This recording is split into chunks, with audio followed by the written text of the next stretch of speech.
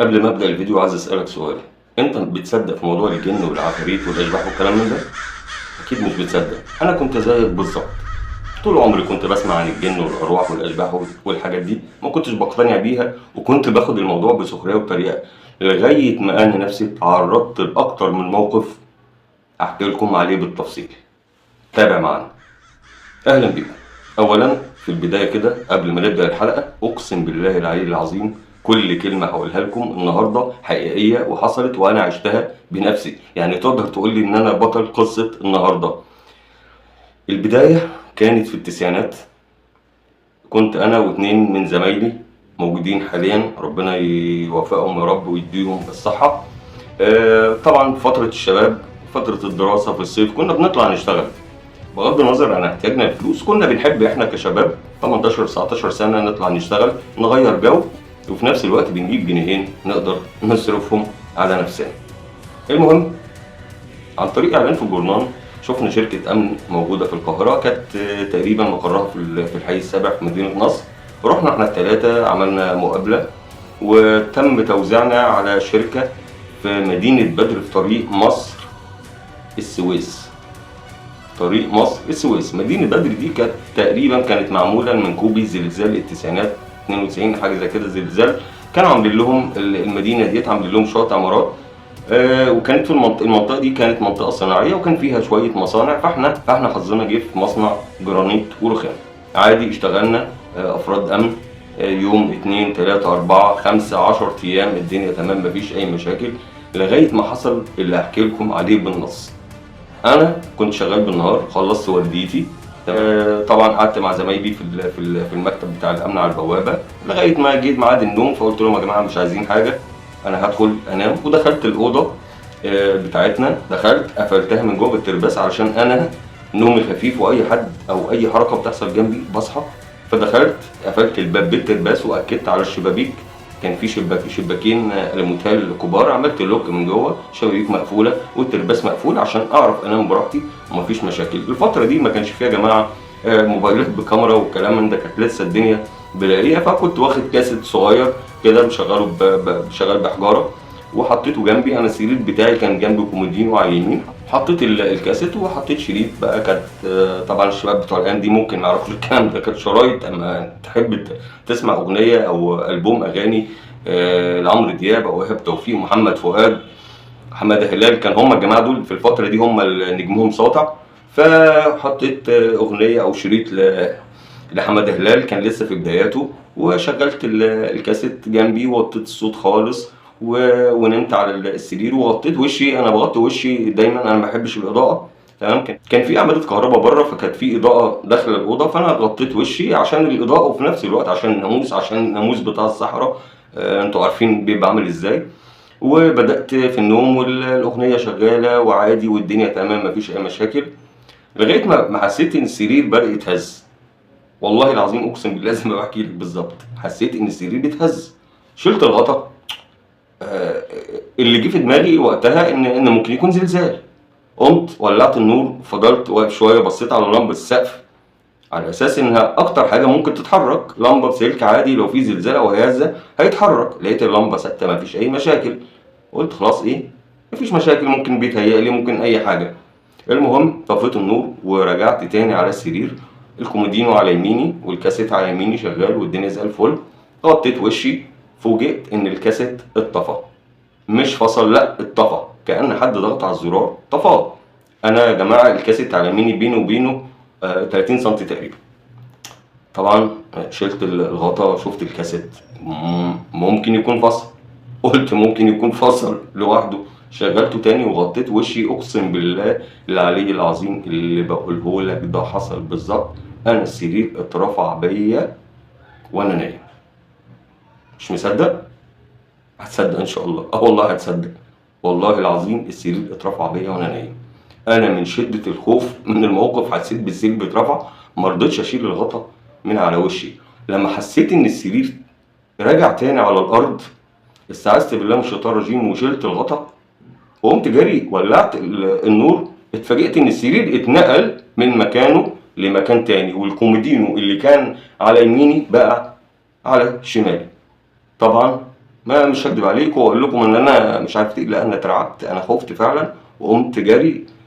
خدت البطانيه وطلعت جري من الاوضه ورحت للمكتب لزمايلي، يا جماعه هو حصل كذا كذا. طبعا خدوا الموضوع بسخريه وما كانوش مصدقين وفاكريني بهزر، انت خواف، انت جبان، الكلام ده. المهم ما اقتنعوش، وانا خلاص انا قلت مش هرجع ابات في الاوضه، وطلعت فوق المكتب بتاع الامن ونمت عليه. ده اول موقف حصل لي في حياتي. قبل كده لا، انا كنت بسمع وكان ناس كتير بتحكي، كنت بقول ده كلها اوهام وخيالات، الكلام ده مش موجود. اي نعم الجن موجود في القرآن، بس الكلام ده مثلا كان زمان، انما دلوقتي بعد التمدن والعمار اللي موجودين فيه خلاص مفيش الكلام ده، اكيد مش موجود، فما كنتش بشغل بالي. بس الموقف ده كان جرس انذار، وبدأت فعلا اقتنع ان في حاجة مش طبيعية، الله اعلم هي ايه. بس انا كل اللي باكده ان انا السرير فعلا اتنقل بيا من مكان لمكان. بعدها بخمس او 6 سنين في نهاية التسعينات كان في انتخابات مجلس الشعب، كنت انا وثلاثة من اصحابي، احنا ساكنين في منطقة شعبية. زي الايام دي بالظبط والله العظيم يا جماعة، في شهر 8 او اواخر 7، وكان الجو نار، ما كانش فيه نسمة هوا واحدة. الكلام ده كان الساعة 1:30 2 بعد نص الليل، شباب بقى وطالعين بنتمشى، تمام، مخنوقين من البيوت، ما كانش حد يقدر يقعد في البيت. طالعين بنتمشى، مفيش نسمة هوا واحدة. فطبعا الشوارع كلها مليانة باليوفط بتاعت مرشحين مجلس الشعب. انتوا عارفين بقى كان زمان كانت اليوفط القماش، تمام، ما كانش فيه بقى الحاجات الحديثة بتاعت الأيام دي، وتتربط من عمود لعمود، من بلكونة لعمود والكلام من ده.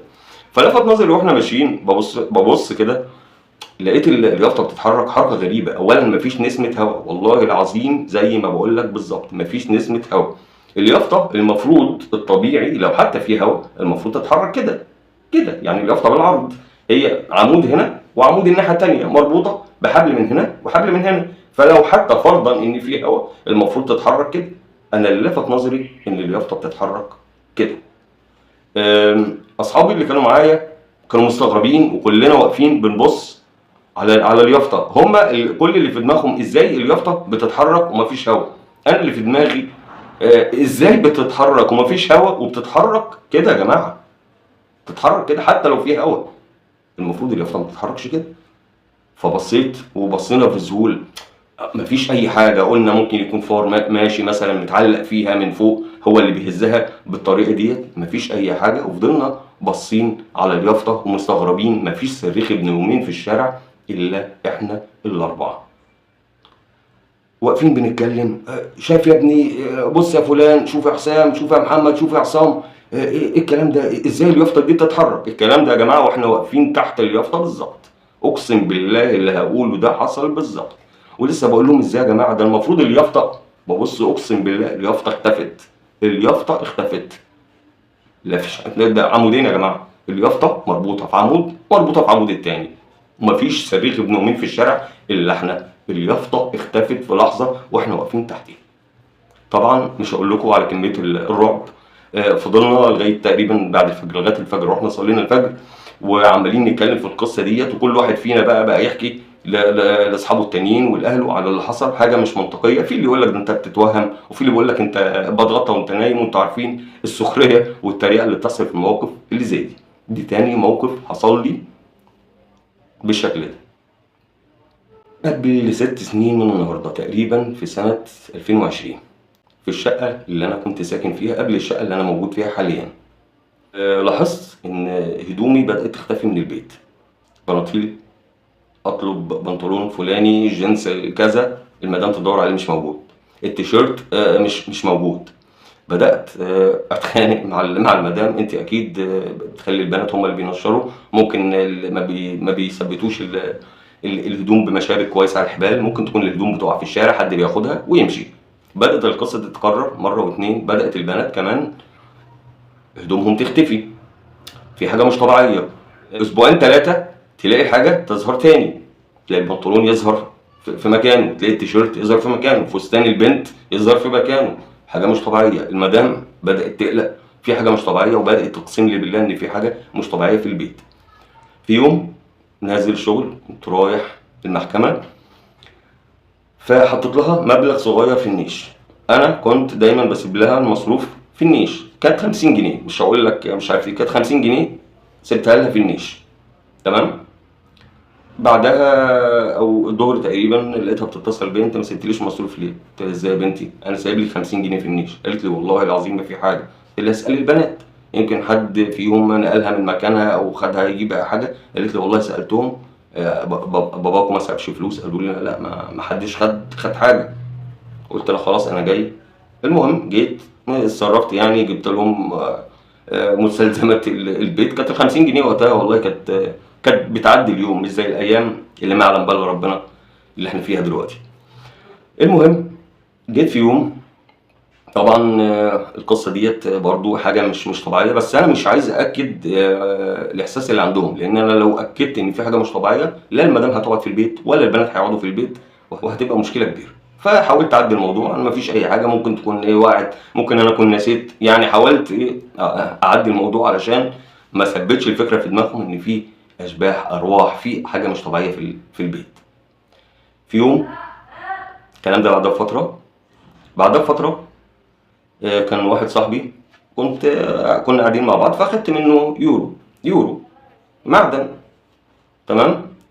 هو 1 يورو اللي حيلتي، حطيته برضو، كنت حاطه في كاس في النيش. جيت بعدها بكام يوم ببص في النيش، ما لقيتوش.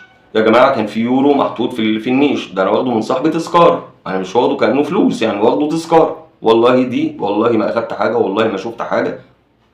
خلاص اتنرفزت: لا يا جماعه انتوا بتهرجوا، انتوا في حاجه، انتوا مهملين انتوا، والكلام ده. بعدها بكام يوم ببص في الكاس، مش ما لقيتش يورو، لقيت 2 يورو، اقسم بالله زي ما بقول لكم بالظبط، لقيت 2 يورو. ممكن اسيب لكم صورتهم دلوقتي. انا المشكله، طب اقول لك حاجه، اصبر على ثواني، هطلع لك ال 2 يورو. اليورو بقى 2 يا جماعه، اليورو بقى 2 يورو.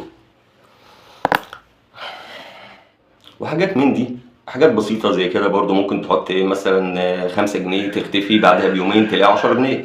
خدت الموضوع بهزار والله العظيم، وبقيت اتعمد احط فلوس على امل ان انا اجي الاقيها الدبل زي ما حصل. بسيب يورو الاقي 2 يورو، ممكن اسيب 10 جنيه، تختفي كام يوم، اسيب 20 جنيه. بدات اسمع من ناس كبيره او على الانترنت ان في حاجه اسمها عمار الدار، بيقول لك اطفال الجن الصغيرين بيلعبوا بيهزروا كلام من ده. تمام. لغايه سنه 2022 بدأ الموضوع يزيد عندنا شويه. تمام. بدأت البنات، بنتي الصغيره وبنتي اللي اكبر منها يحلفوا بالله انهم شافوا خيالات. بنتي الصغيره قالت لي: والله يا بابا انا شفت خيال راجل في الاوضه. الكلام ده طبعا انا بدخل البيت بقفل بالترابيس والدنيا تمام، مفيش اي مشاكل. البنت لما دخلت مرعوبه وبتحلف بالله انها شافت واحد واقف في الاوضه، فقمت دخلت الاوضه في الصالون، قمت فتحت النور ودخلت في الاوضه، فتشت في الشقه كلها، لدرجه ان كنت ببص تحت السراير، قلت لا قدر الله ممكن يكون حرامي او حد دخل. مفيش مخلوق ومفيش اي حاجه. طبعا بدات اقلق. طبعا انا مش حكي لهم عن الحاجات القديمه اللي قبل كده، عشان انا لو حكيت لهم الكلام ده هقلقهم وهزود شكوكهم وهيبداوا يقلقوا ويخافوا. طب اعمل ايه يا جماعه؟ ده بيتهيأ لكم، اكيد مفيش الكلام ده، ممكن خيالات، ممكن اوهام. وخاصه ان انتوا بتحبوا الافلام الرعب، لان البنات عندي بيتفرجوا على افلام اجنبي، وخاصه افلام الرعب والكلام من ده. لغايه ما حصلت حاجه غريبه جدا، من اغرب الحاجات اللي حصلت معايا. مراتي كان عندها مناسبه عند اهلها، فخدت البنات وراحت المناسبه دي، وانا كنت قاعد لوحدي في البيت. كان في ماتش للزمالك في الدوري، فقلت اتفرج على الماتش. كان الكلام ده كانت حوالي الساعه 9 بالليل، كانت الساعه 9 بالليل تقريبا، ماتش للزمالك. فانا حبيت اتفرج على الماتش. قمت دخلت المطبخ، عملت كوبايه شاي تمام، وقعدت قدام التلفزيون، قفلت الشيش بتاع البلكونه تمام، وطفي النور. انا بحب اقعد في الضلمه، ما بحبش الاضاءه عموما، يعني بحب اقعد في الضلمه. لو قاعد لوحدي بحب اقعد في الضلمه، قاعد عادي مفيش اي مشاكل. تمام. قلت ايه، اقوم اتوضى علشان إيه اصلي. دخلت الحمام علشان اتوضى، فبتوضى عادي، وجيت برفع رجلي على الحوض، فرجلي اتزحلقت، وقعت، اتخبطت في دماغي. انا كل اللي فاكره ان حسيت باضاءه كده، بنور ابيض وخلاص، والدنيا اسودت، وما حسيتش باي حاجه بعد كده. طبعا انا قبل ما اقوم وادخل الحمام اتوضى كان لسه الماتش في بدايته، ما كانش فات من الماتش دقيقتين او 3 دقايق بالظبط، يعني دقيقتين او 3 دقايق بالظبط اللي فاتوا من الماتش. انا دخلت اتوضى، حصل اللي حصل، اتخبطت في دماغي خلاص، فقدت الوعي، فتحت عيني لقيت نفسي نايم على السرير. والله العظيم ما بكذب عليك في كلمة، انا فتحت عيني لقيت نفسي نايم على السرير ببص في الماتش، لقيت الدقيقة 87 أو 88 الماتش بيخلص. أنت متخيل؟ يعني حوالي ساعة ونص أو أكتر من ساعة ونص أنا في دنيا تانية. طب مين اللي قومني؟ مين اللي قومني من الحمام؟ مين اللي شالني من الحمام وحطني على السرير؟ طبعا مش هتصدق. انا صدقني انا مش هزعل من اي حد يشكك او يكذب، لان انا نفسي لو سمعت الكلام ده من حد انا مش هصدق بصراحه، لان انا كنت في كده قبل ما يحصل معايا الحاجات دي. ما كنتش بقتنع بالكلام ده، لو كنت بصدق من القصص دي. اي نعم كنت بحب الحكايات والروايات والحاجات ديت، احنا طبعنا بنحب الحاجات دي، انما ان اقتنع او انا اصدقها لا، انا ما كنتش بصدقها. اقسم بالله لقيت نفسي نايم على السرير والماتش بيخلص. طبعا الكلام ده انا ما قلتوش لحد، ولا قلت للمدام، ولا قلته للبنات. انا بصراحه كنت مصدوم. دماغي طب في ايه؟ طب انا عايز اعرف، عايز تفسير اللي بيحصل ده. طب هل ده جن؟ طب الجن ايه؟ ده جن طيب؟ يعني اتزحلقت في الحمام واغمى عليا، هيشيلوني ويحطوني على السرير؟ المهم قلت ايه؟ اعوذ بالله من الشيطان الرجيم. بتشغل القران ليل نهار في البيت، اقسم بالله ما كنا بننام غير والقران شغال. تمام. بدات اسمع من ناس كتير حواليا، اصدقاء وناس من بعيد لبعيد، ان بيحصل حاجات من ديت. وارد ان بتحصل حاجات زي كده. في اللي يقول لك ده ممكن المكان اللي بيحصل فيه كده ممكن يكون تحته اثار، وان يكون في جن وكلام من ده. فيعني اطمنت شويه. انت عارف لما يبقى عندك مثلا مشكله، وتلاقي المشكله دي متواجده عند ناس كتير، بتبدا تحس انها عاديه ممكن تعدي.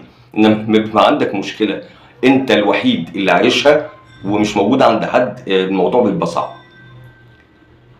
بعدها يا جماعه والله تقريبا بشهور، 5 أو 6 شهور، برضو قاعد في البيت كده ولوحدي. برضو كانوا الجماعه بقى في البحر، وانا ما كانش ليا صراحه مزاج. المدام والبنات راحوا مع اخواتها، طلعوا رحله كده من البحر، عرضوا عليا اروح. قلت لهم لا، انا عايز اريح في البيت، وقاعد عادي. والله جايب شويه لب وكنز، وقاعد مع نفسي كده في البيت.